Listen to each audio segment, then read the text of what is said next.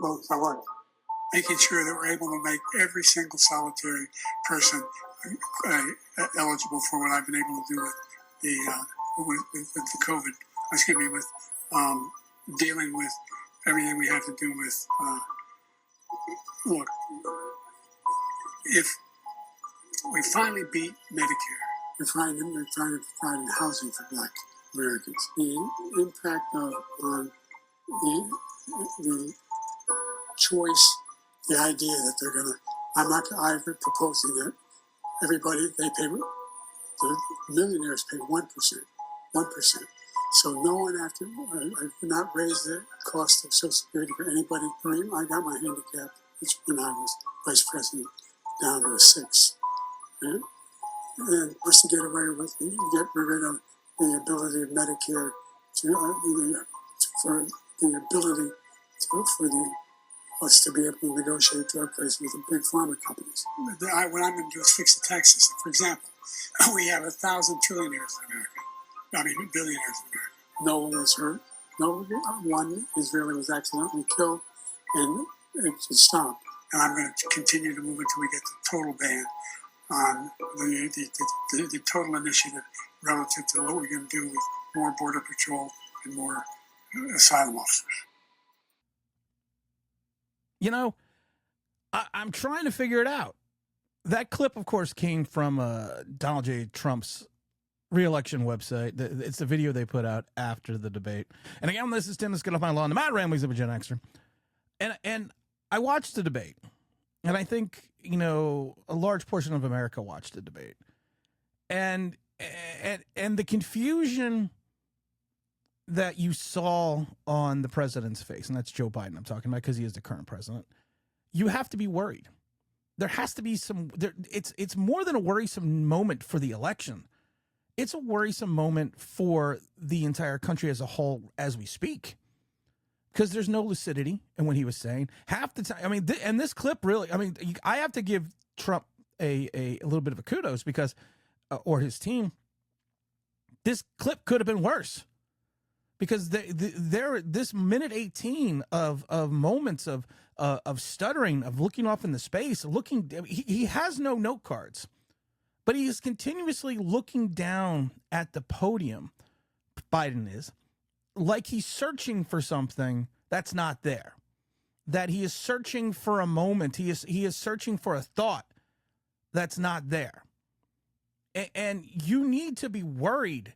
Not only as, of course, a citizen of this country, but for this man's health. He is being propped up, and his wife, Jill Biden, his wife is doing him no favors. I think she enjoys the political spotlight. I think she enjoys being the president pro temp because of the fact there's no way that this man could be running the country. He went to Camp David for 7 straight days to prepare for this debate. Didn't govern. Didn't do things that he was supposed to do, wasn't out on the campaign trail. He sequestered himself at Camp David for 7 straight days to prepare his zingers, his canned responses. And then you watch this and you just felt bad for him. I felt sorry for Joe Biden. I really did. At one point, you want to just say, stop. Hell, even in Little League, they got the mercy rule. When he scored, 11, 12 runs in an inning, the game's over. I think they should have just turned. I mean, CNN did him no favors. The split screen thing, especially when Trump was talking or the moderator was talking, made Biden even look more confused. He had a few moments of lucidity. I think the drugs were kicking in. We were told now that he had an illness, that he had a sickness, but we didn't hear about that. We even saw the video on CNN of him going into the elevator, and his campaign staff says as he was drinking water, that's the drug he's using to get ready. Well, whatever they mixed in that bottle, they didn't mix it fast enough because it didn't kick in. The moment he came out blistering. And it was weird because it was like he came out with this purpose, like on a man on a mission. And that lasted maybe 15 seconds, Biden, that is. That lasted maybe 15 seconds. And then the cognitive skills just all of a sudden slowly starting dissipating. And it was scary to watch. Scary. And then, like I said, I love these moments of anger. He has these moments of anger. Hey, Jack. It's like, okay, you're like 80 something years old. You're not a tough guy.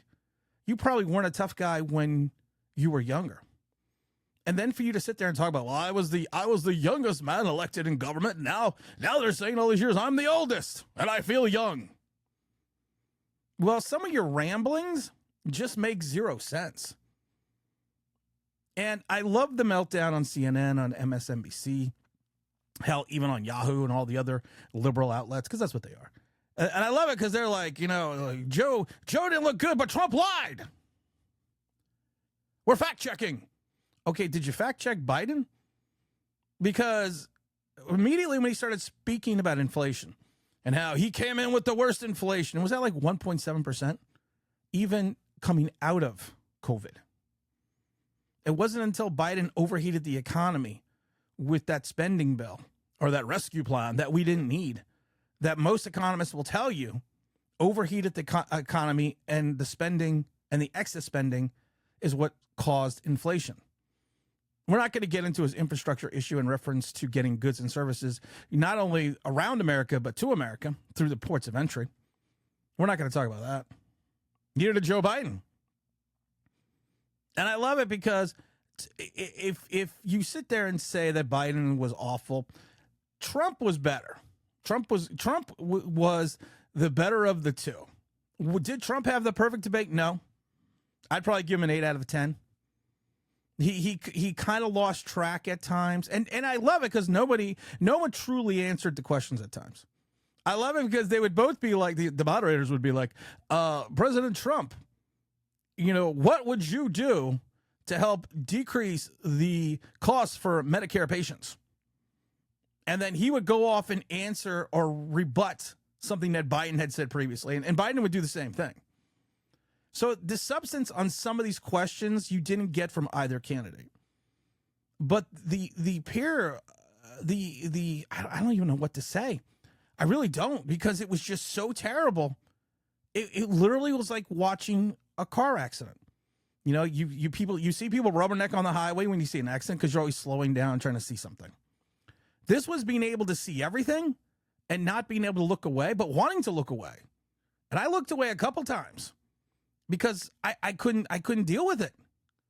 Because I keep thinking to myself and fearing the fact that our allies are seeing this. Our enemies are seeing this. Putin's seeing it. North Korea's seeing it. China's seeing it. Hezbollah's seeing it. The Houthis are seeing it. And you could see the pure weakness in this president. And like I said, his advisors and his wife is who I think I have a lot of issues with right now, because she is propping this guy up. You are supposed to be married to this gentleman, for better or for worse, and you are supposed to support him. And sometimes supporting someone is letting them know it's over. It's time to turn it off. It's time to turn the mic off. It's time to turn the lights off. It's time to go hide in Delaware, because you are just not there. Your mental acuity is not there. And it's sad to say, I never thought Joe Biden was a very good politician. I never thought he was very good at anything that he did in Washington. But to see the man on such a decline on the world stage, because this was watched worldwide, you have to have this pit in your stomach that just says, why? Why would they do this to this guy? Don't worry, folks. There's plenty of rum in that. But why would you do this? What made you think this was? And people are like, well, in the next debate, there's not going to be a next debate. All of a sudden, there's going to be issues. He had a cold.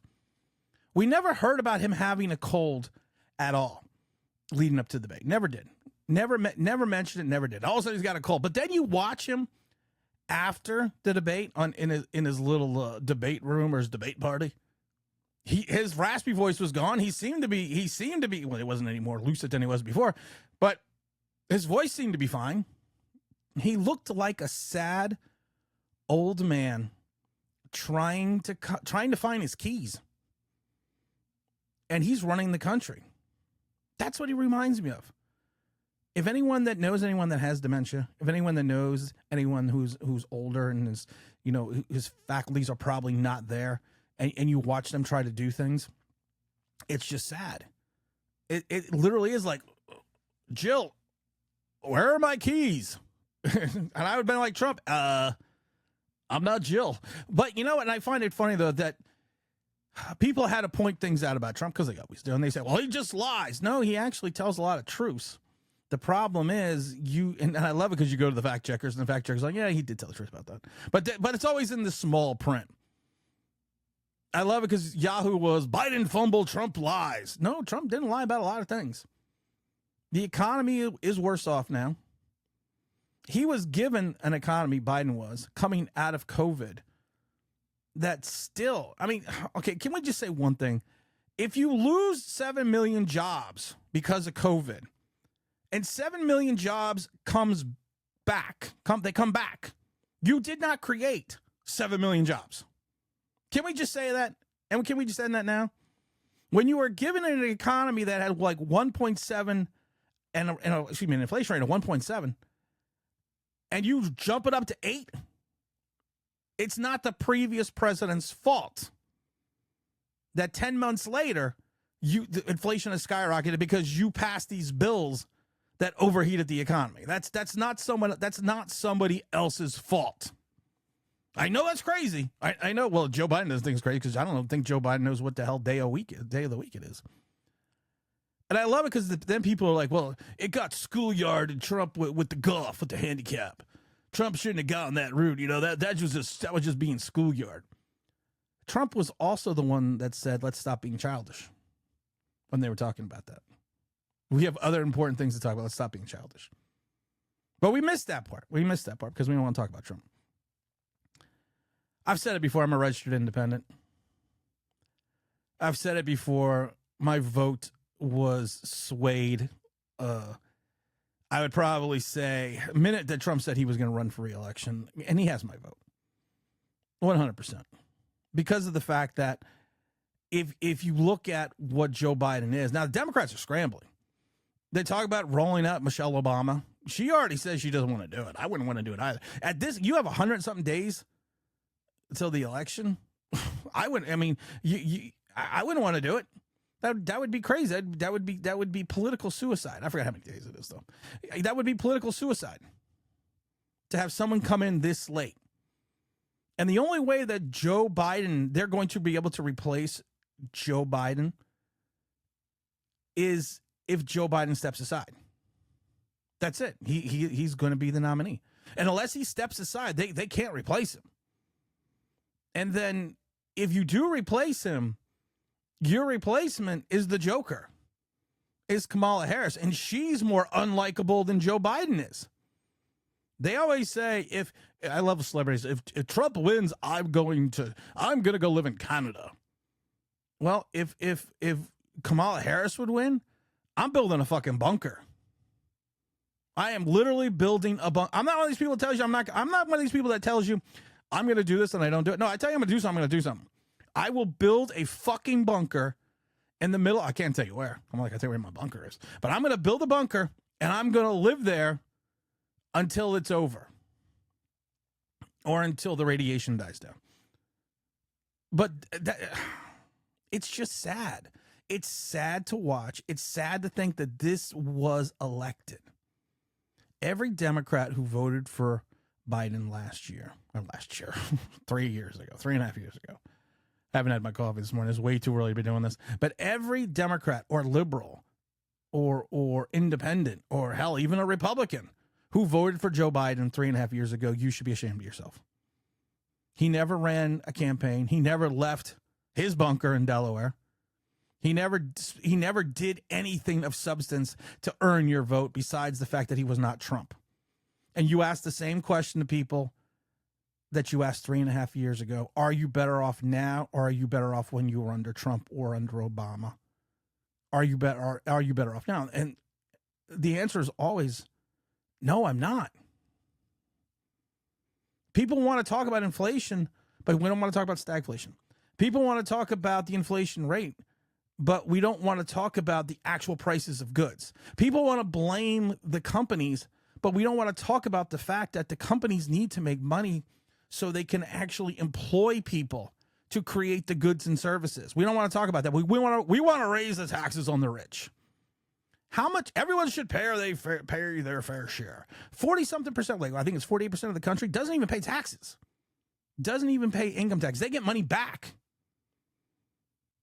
So the other portion of the country, that the other 52% that pays taxes, how is that them paying their fair share? Have a flat tax rate and have everyone pay everything, something. Then everyone is paying their fair share. You can only tax the wealthy so much, the trillionaires, because we have hundreds of thousands of trillionaires, according to Joe Biden. You can only tax the wealthy so much before they take their wealth and leave. You can only tax corporations so much before they move their corporations out of your country. Because when it's no longer profitable, because let's be honest, companies are beholden to their shareholders, to their employees, to the people that they pay. So they are going to be as profitable as possible. And Joe doesn't get that. Joe doesn't get a lot of things. I'm not sure Joe can butter his own toast. Because like I said, watching this was a disgrace. Watching this was painful. Was literally a painful experience.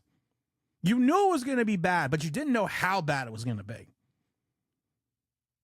As a country, can we deal with this? I don't know. Sometimes you have reached a pinnacle where you've just lost your way.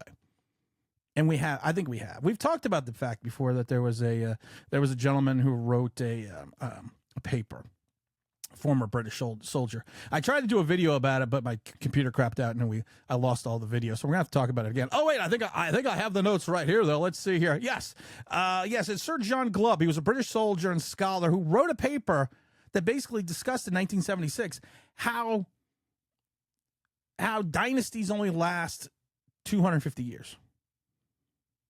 And he talks about the fact that empires only last about 250 years. And we talk about the fact that the Assyrians, the Persians, the Romans, the Arabs, the Ottoman Empire, the Spanish Empire, the British Empire, and a few other empires, and the Arab Empire only lasted 250 years. We're in year 248. And I'm not saying to scare this to people, but some of the things that he spoke about in reference to the decline is some of the things that we are going through right now.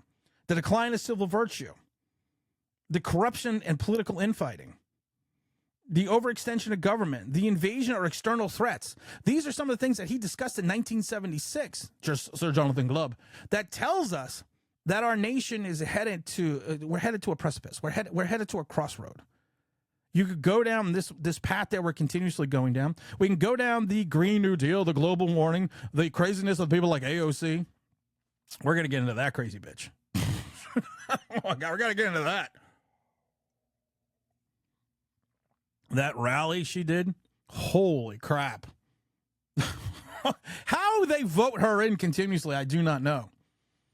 You lost Amazon because of her. And I love it because she's like, well, the people here won't be able to afford to live here anymore. Their property values are going to probably quadruple. A house that they maybe bought for $50,000, $60,000 could potentially be worth $400,000. You could sell your house and go live someplace really nice with like $300,000. Lost the jobs, lost everything else. But you can head down that primrose path of everything, the Green New Deal, abortion, I love it, abortion. The other part, he's going to reinstate Roe versus Wade. Biden is. How? That was actually instituted by the Supreme Court, wrongfully so, and most constitutional scholars will tell you that the decision of Roe Wade, even back in the 70s, was an overreach of the powers of the Supreme Court. So actually, Ruth Bader Ginsburg, before she even passed away, discussed how Roe v. Wade was an overreach by the Supreme Court and that decision should never have been made.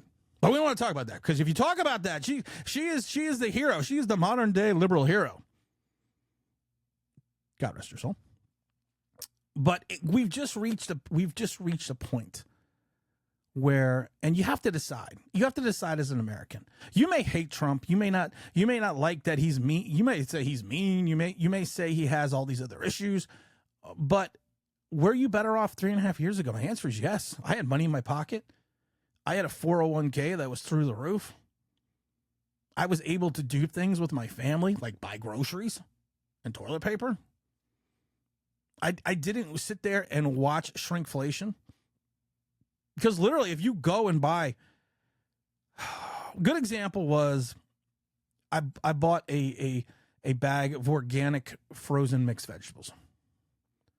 And I kept noticing these bags are so much lighter. And then I see the fluid ounces or the ounces in the bag. Yeah, and it's like 9 ounces less than the bag I had in the freezer that was there for like a year ago. You know, you look at chips, Doritos or something like that. You see that everything is smaller. It's shrinkflation. Everything's getting smaller, but you're paying more. You look at gas prices. You look at the cost of electricity. You look at the cost of not being energy independent. And that's what Biden has created. The Green New Deal has created this. You have a report that came out that electric vehicle owners, over 50% of them want to go back to gas-powered vehicles. Why? Because we're just not there yet. The infrastructure's not there yet. The technology's not there yet. You are rushing into the fire with a squirt gun and hoping that's going to be the answer. We're going to do a lot more videos. I think I'm going to do a lot more on-camera stuff here on Rumble and every place else, wherever else we do it. I don't know where we do it because it's been a long time. Like I said, my computer crapped out. I had to get a new one. So I'm glad I got the new one. I got it up and running. And as always, just don't forget, it can't get worse. No, it can't. Yeah, it can get worse. I shouldn't say it. It can get worse. But just remember and always never forget, the truth shall always set you free. I'm Tim. This is Get Off My Lawn, the Mad Ramblings of a Gen Xer. And I'm out of here.